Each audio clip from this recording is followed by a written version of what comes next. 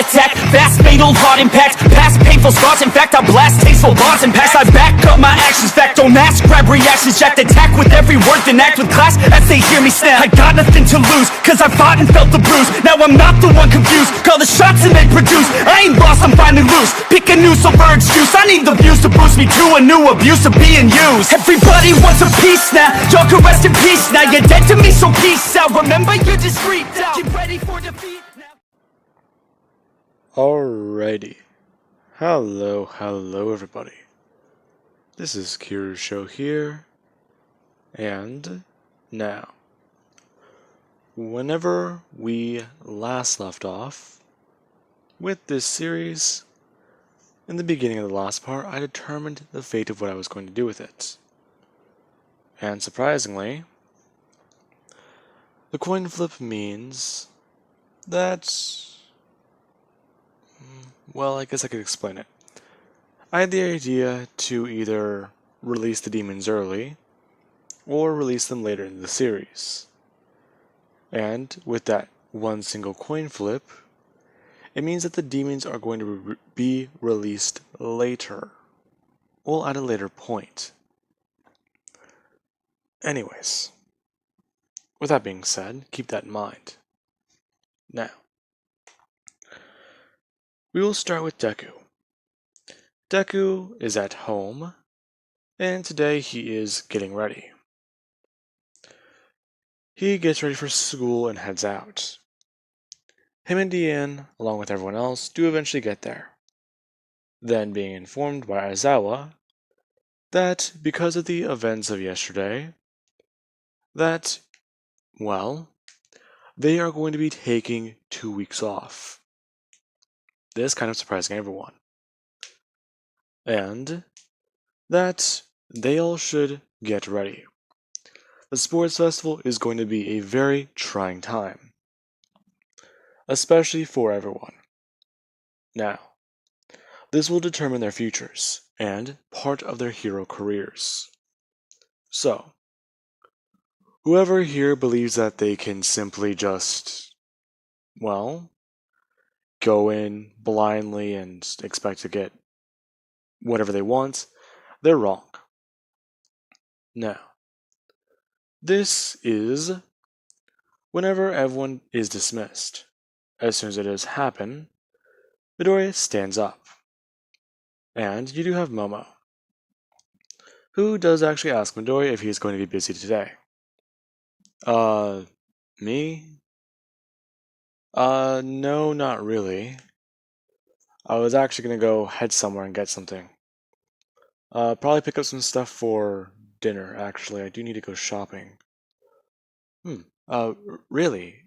So, her nervously asked Midoriya if he would like to go out and get lunch somewhere then. And Midoriya doesn't really know how to respond. I don't know. That being where the rest of the girls do actually try coming up and ask Midoriya if he wants to either hang out, train, or go somewhere. Kind of backing Midoriya into a corner. Okay, this is new. Cut to Mineta in his chair, watching all this happen. The dude's literally surrounded by chicks and he doesn't even know what to do? Come on, seriously? Why has this guy got everything I want? Now, Midoriya, he then feels his phone vibrates. Man, that's kind of confusing. Him pulling it out and checking the ID. As soon as his eyes widen, he immediately answers the phone. Hello? Yes. Hello, is this Izuku Midoriya? Yeah. Is this the hospital? Yes, actually. We have some news about your father. Midoriya is going dead silent. Sure. What happened? Oh, well, sorry. I should have stated, it's actually somewhat of a miracle. Your father's brain activity's gone up. And, well, he's awake. Midoriya, his eyes widening, along with tearing up a little bit. And Midoriya has to explain that his dad's awake. Are you serious? That's great. Listen, I'm on my way right now. Him hanging up the phone and informing them that his father's awake. He has to go. He's very sorry. Midoriya being able to grab his bag from his desk with his quirk and then turn around. As soon as he pulls open the door, you have Shinsho from General Studies. Ah, well, isn't that a surprise? I heard you were in this class. Hmm? Who's this guy?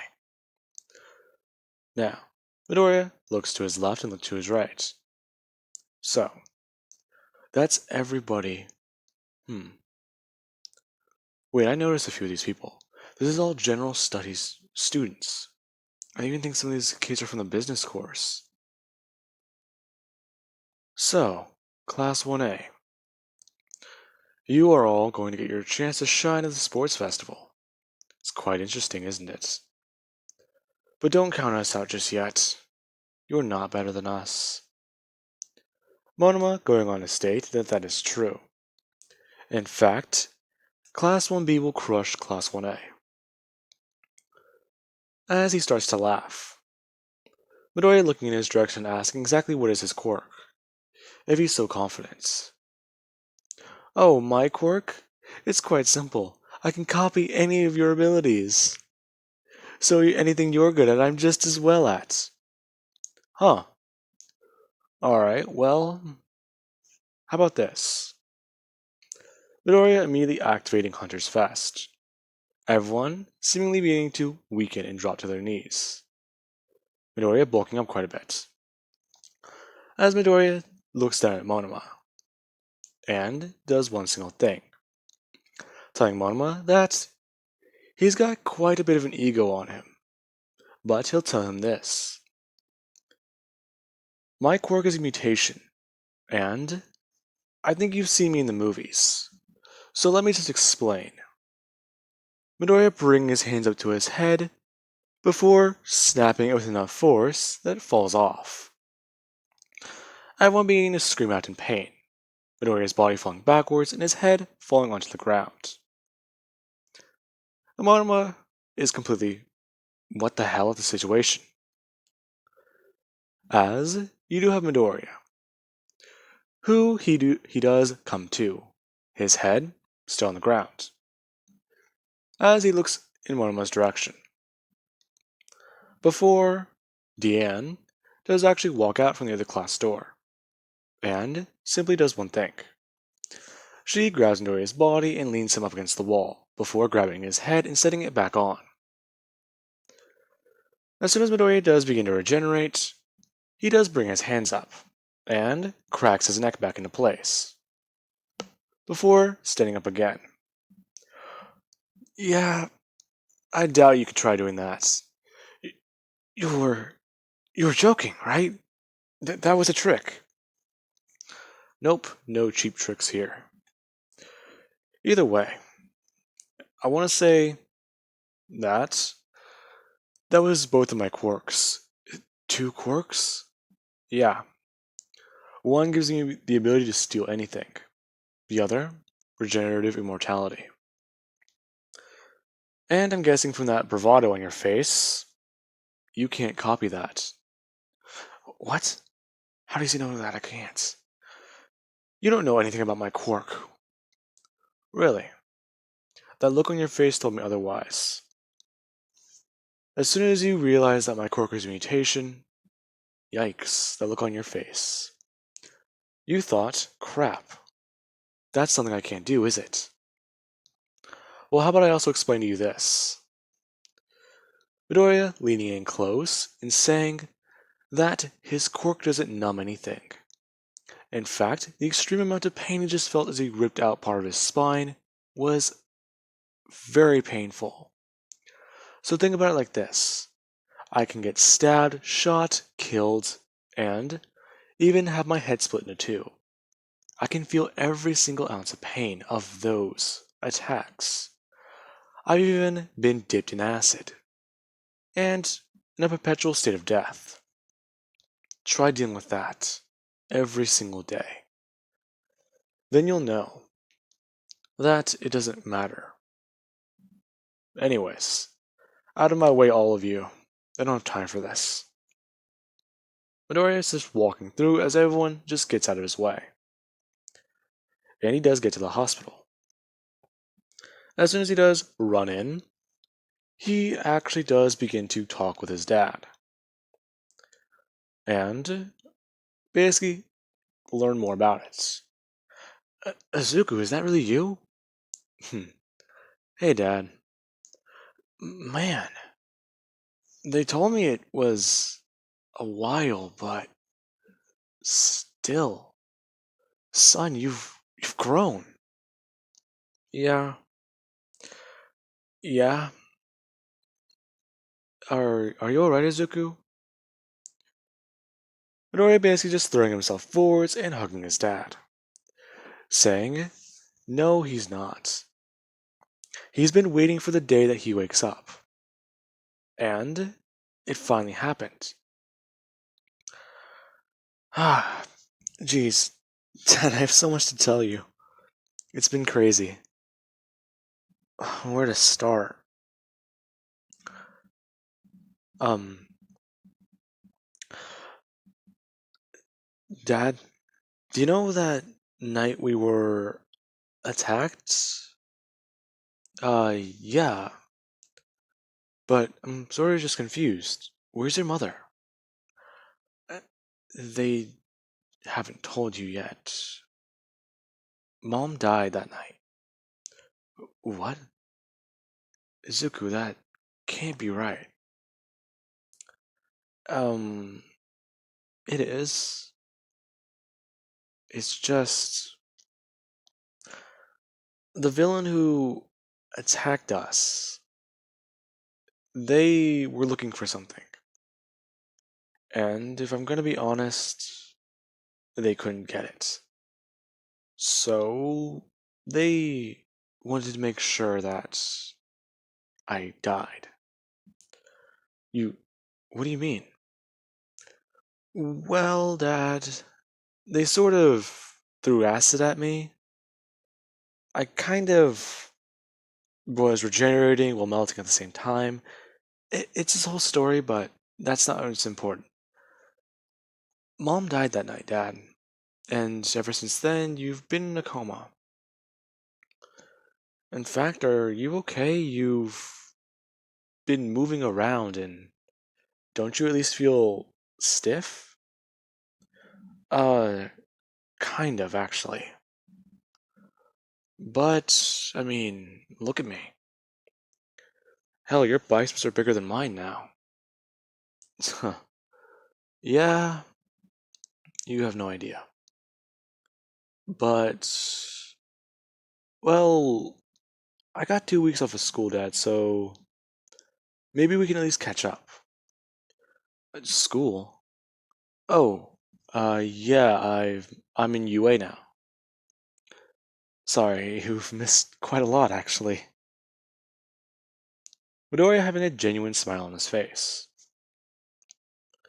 Meanwhile, you do have Toga on the other side of the wall, who is currently listening in, with a smile on her own face. Izuku sounds genuinely happy. He's laughing too. Hmm, alright. So, maybe I can at least meet him? So excited. Would this be a good idea though? I'm eavesdropping and well, hmm. Now, this is whenever Toga actually decides that that might not be a good idea. However, she's been standing here for far too long. And a nurse does actually walk up, asking her, excuse me, miss, are you alright? You seem lost. What? Oh, no, I'm fine, I'm fine. Are you sure? Because visiting hours aren't really, well, they're still open, yes, but Did you at least sign into the desk up front? Hmm? What's that out there? Midoriya walking out of the door and actually seeing Toga. Hmm? Toga? Her having to basically immediately turn to him. Crap. Hi, Izuku. What are you doing here? Midoriya running over to her and actually informing the nurse that this is actually quite alright. She came in with him. Oh, alright, young man. Before walking away. Huh? That was easy. Oh, yeah, the staff know me a bit more. I kinda come around here a lot. I stopped for a second, so they had to get reaccustomed to me coming back around. But what are you doing here? Are you following me again? Well, no, not really. Wait a minute. If you're following me, did you ever stop? Is this how Asui knows about my dad? Actually, no. She followed you that time. Why would she follow me? Hmm. Okay. I guess I can ask her that question sometime. But anyways, listen. This is kind of personal for me, so I'm I'm not trying to be rude, but I'm just trying to catch up with my dad. So if you can just give me some time, that would be perfectly alright.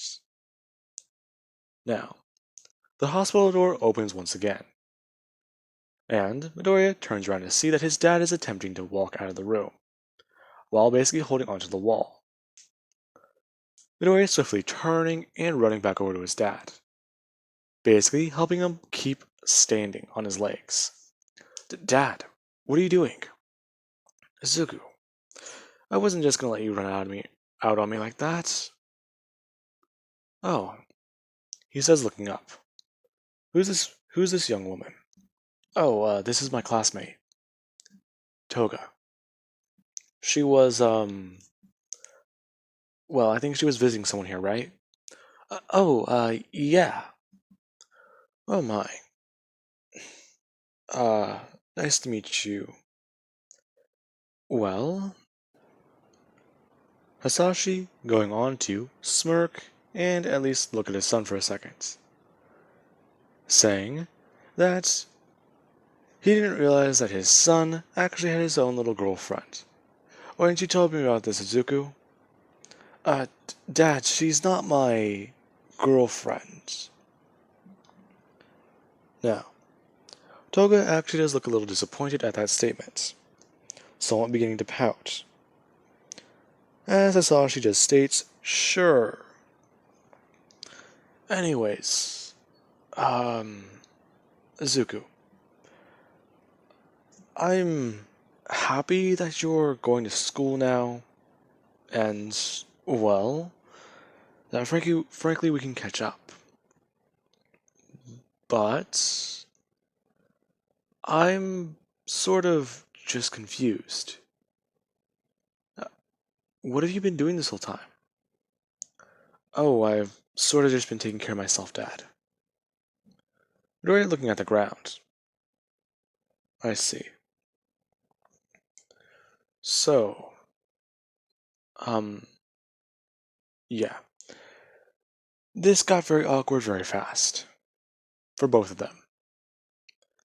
After Midoriya basically brings his dad back into the hospital room, Toga actually does join them. And begin to talk with him. Hisashi learning a bit more about what Izuku has been doing. Izuku, he has been training and actually really intensely trying to work on his quirk, testing the limits. Ever since that spike was driven through his brain, and whenever he was 6 years old, he's been trying to be very careful with his abilities.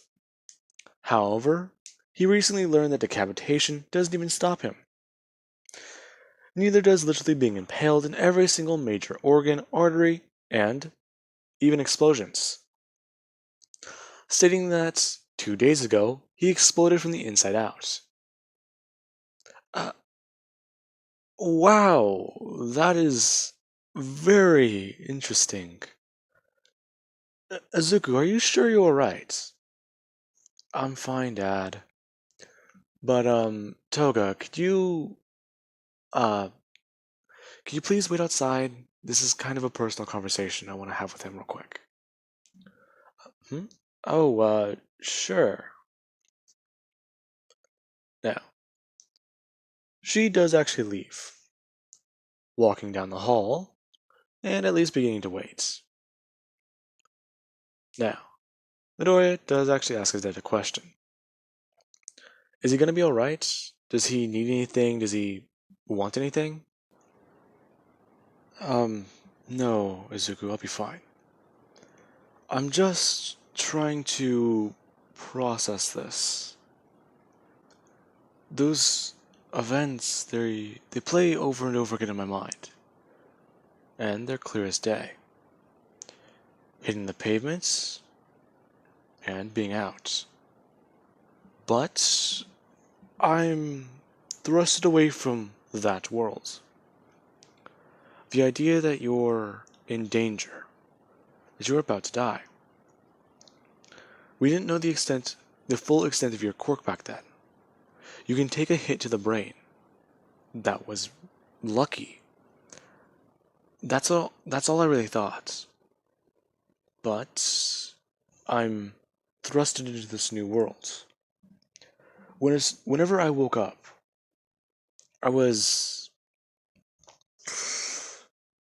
under the impression it was last night. Imagine waking up and finding out that 5 years have passed. Your wife is dead, your son's in high school, and that he has a girlfriend. Dad, she's not my girlfriend. Oh, sure she's not. Well then, if she's just one of your friends, exactly, do you have a girlfriend? Uh, uh, well, that's sort of complicated, Dad. I did want to ask you a question about that, but I don't want to put more on your plate. Oh, come on, Azuku, it can't be that bad. Okay, um, let me try putting this in your mind. What would you say if I had 10 girls fighting over me? 10 girls. Wow, you are a chip off the old block. Then again, I guess I can't really blame you.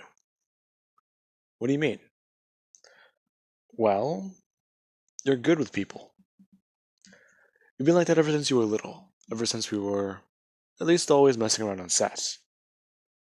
You can talk to someone, know what they are, what they like, their interests. You can just read them pretty easily. So, hopefully, you're at least a good guy about it. Yeah, Dad, that's sort of the thing. I don't really know what to say. I mean, I like all of them, and they're basically about to fight each other over me. Well, it can't be that bad. Yesterday, whenever I was in the infirmary, they declared war on each other. That's bad. Um, okay.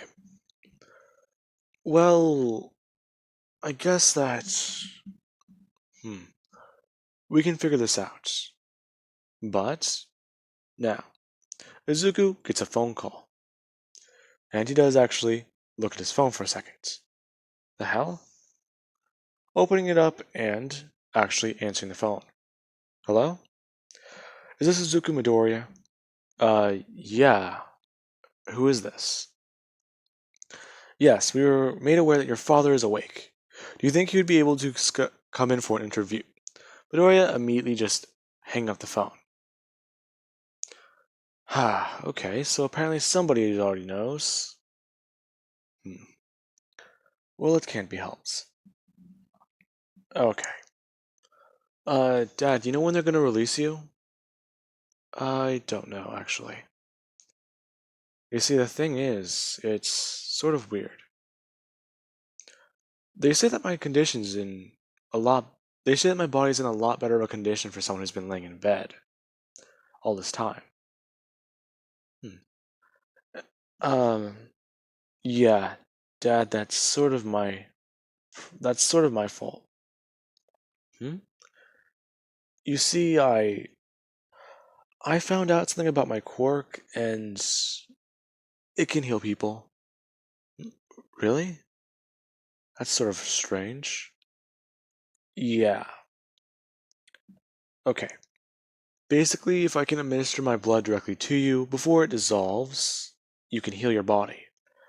I snuck in here last night and healed you. I didn't think it worked.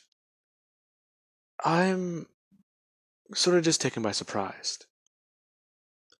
In fact, I kind of just prepared myself for the event that you wouldn't ever wake up again. Midori beginning to tear up, going on a state that all this time, effort, energy, he was about to give up hope. He thought that he was just grasping at straws for a life that has been long since forgotten, long since dead and buried. That it was scattered to the wind along with that house. Now, Hasashi consoles his son, explaining to him that that cannot be the case, and that as soon as the hospital allows him to be let free, then they can go do something. And he can catch him up on all the movies that he's been in since he's been in a coma. Now, Midori just states that they don't even have to really wait. Getting up, walking over, and grabbing a glass. Before, just bringing his hand up and jabbing it directly back into his wrist, as he begins to let out a little bit of blood. Picking up the glass and somewhat walking over. Here, Dad, this is gonna sound weird, but just drink this. You're joking, right? No, not really. Listen, you gotta hurry. It's gonna dissolve in a minute. Sure. Hasashi, reluctantly, drinking the blood. As soon as it does get into his mouth, it does get very warm. And the blood does begin to dissolve as Hasashi does actually begin to feel physically better, being able to actually attempt to stand once more. As soon as he does find that he is able to be on his feet. But he has not regained any of that muscle that has disappeared. Now, Hasashi is then able to, after a long period of time, convince the hospital staff that he is able to move properly and be released. A doctor finding that after examining him, he's telling the truth. So, Izuku has to take his dad back over to his apartments and basically get something arranged. Instead of having to carry his dad up quite a lot of flight of stairs, he decides to call a construction company and see if they can put an elevator in the building. His dad was kind of confused, but Midoriya explains that he owns it, so it doesn't really even matter. He could have the building destroyed if he wanted to, and, well, pay the money. It doesn't really, well, matter anymore.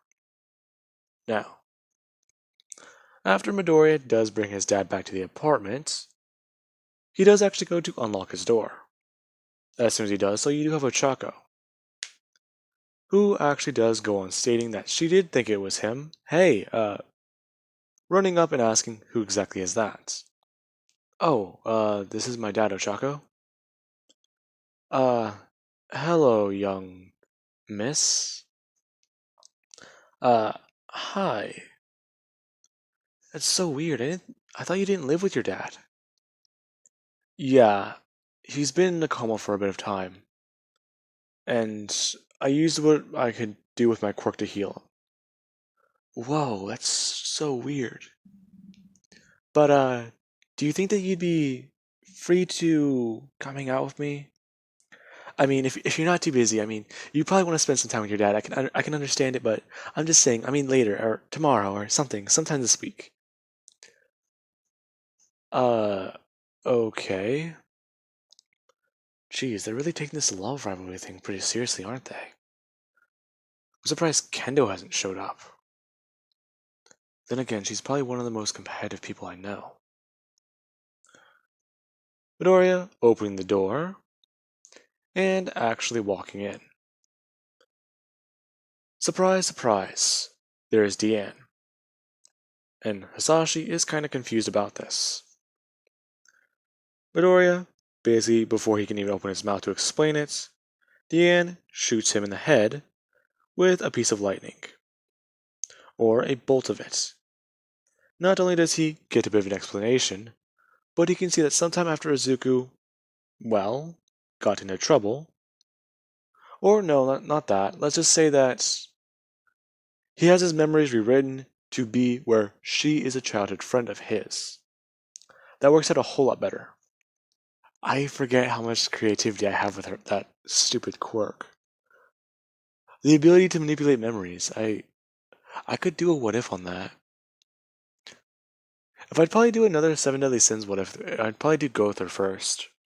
Then Deanne. I'm still recording, my bad. Anyways. Now, Hisashi then does go on talking about how Izuku seems to be surrounded by a lot of beautiful women. Or classmates. Now, Hisashi then does at least spend the day with his son, watching some movies, getting a bit more caught up on the world, and learning a bit more about what happened at UA. Along with that, apparently All Might is in the city, so that's even more interesting. Now, with that being said, I do hope you guys enjoyed, and have an amazing night. I'll catch you guys in the next part.